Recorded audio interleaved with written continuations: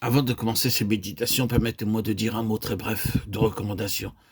Nous ne voulons pas nous lancer simplement sur une certaine ligne de vérité, un thème, un sujet. En fait, il n'existe pas de vérité en dehors du Seigneur Jésus lui-même. Et la vérité est en lui, non à propos de lui. Donc, pour saisir vraiment cette vérité, une relation personnelle avec lui-même dans la vie est essentielle. Nous ne pouvons pas connaître la vérité si ce n'est pas une union avec le Seigneur Jésus de façon vivante. Ceci demande à son tour l'œuvre du Saint-Esprit sur nous et en nous. Cela signifie que nous devons nous trouver dans une condition spirituelle pour comprendre et saisir la vérité, conformément à la vérité qui est en Jésus. Éphésiens 4, 21. Notre vie, toute notre vie, notre espérance, notre salut, notre chemin, notre assurance, tout est concentré dans le Seigneur Jésus lui-même. Cela n'est pas concentré dans quelques aspects ou interprétations de la vérité. Cela est concentré en lui-même. Toute chose trouve donc une solution dans le fait de le connaître, d'atteindre la pleine connaissance du Fils de Dieu. Éphésiens 4, 13. Et la valeur de ce que le Seigneur nous dit dans les pages qui suivent dépendra entièrement de la relation vivante avec celui qui est la vérité, la somme de vérité et la puissance de la vérité. Le christianisme est basé sur le jour après le sabbat, le 8e jour, qui devint le premier jour de la semaine. Le judaïsme est la religion du 7e jour. Nous savons combien il est incomplet, comment il s'est arrêté net pour ne plus jamais reprendre sa course, sans jamais se remettre en mouvement, en prenant le 8e jour en tant que premier. Le christianisme repose sur ce 8e jour qui est devenu le premier, la fin d'une phase de l'œuvre divine et le commencement d'une nouvelle. Le mot sabbat, cependant, ne signifie pas 7e, il signifie repos. 7 considère quelque chose qui est complet. Voilà ce qu'est le christianisme. Il repose sur quelque chose qui est terminé. Cette chose terminée, le repos de Dieu, la satisfaction de Dieu.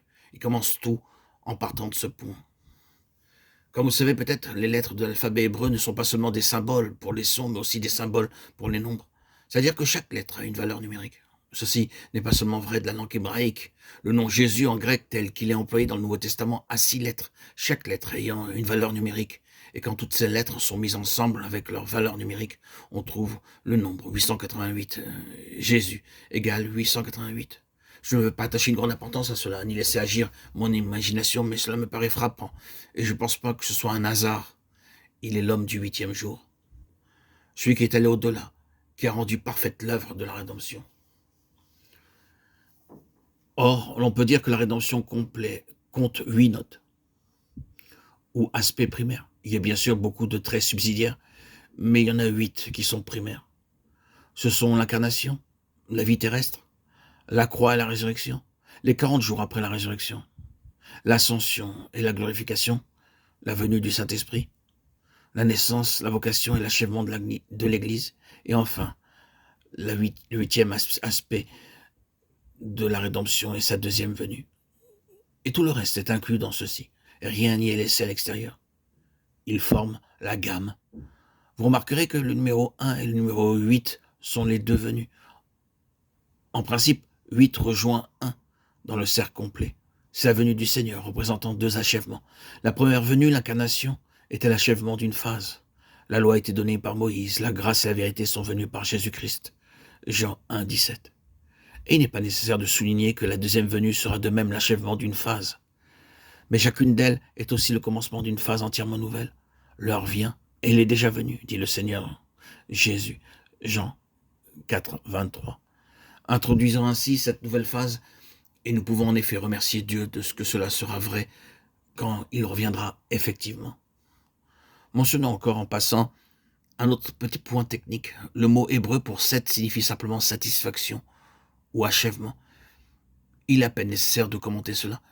Dieu a vu toutes choses et cela a été très bon. Genèse 1, 31. Et Dieu se reposa dans sa satisfaction dans l'achèvement de son œuvre. Mais le mot hébreu pour 8 est aussi très intéressant.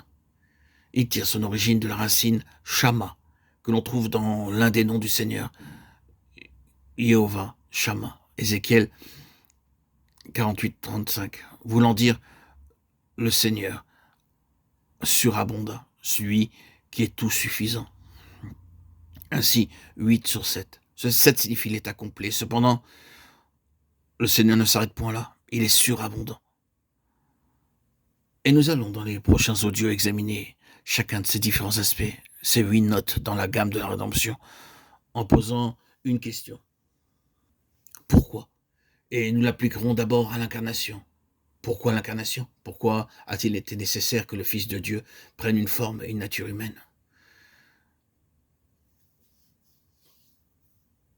Pour répondre complètement à cela, nous devrions considérer la pensée et la conception divine dans la création de l'homme, dans leur ensemble. La conception de l'homme dans la pensée de Dieu, la vocation de l'homme et la destinée de l'homme, tout ceci représente une très grande réalité dans la pensée de Dieu. Mais nous devons permettre que cela trouve sa place en vue de nous conduire plus loin. Nous pourrions dire à juste titre que la Bible se rapporte entièrement à Dieu. C'est vrai, nous pourrions en outre dire que la Bible se rapporte entièrement à l'intérêt de Dieu dans son Fils. Et cela également est vrai. Mais lorsque vous avez pleinement tenu compte de ces deux faits, vous trouvez que vous ne pouvez pas séparer de l'homme l'un ou l'autre de ces facteurs. La Bible se rapporte entièrement à Dieu, certes, mais elle parle de Dieu et de ses rapports avec l'homme, et de ceux de l'homme avec Dieu. Elle se rapporte entièrement à l'intérêt du Fils de Dieu pour l'homme. Tout a été dit. Et tout y est mis pour en arriver à l'homme. Le sommet de la création. Nous ne devons donc pas nous intéresser à un Dieu lointain, se trouvant en dehors de la sphère de la vie humaine. La vérité est que tout doit être concentré sur l'homme, et nous trouvons que la Bible est le livre de l'intérêt de Dieu dans l'homme.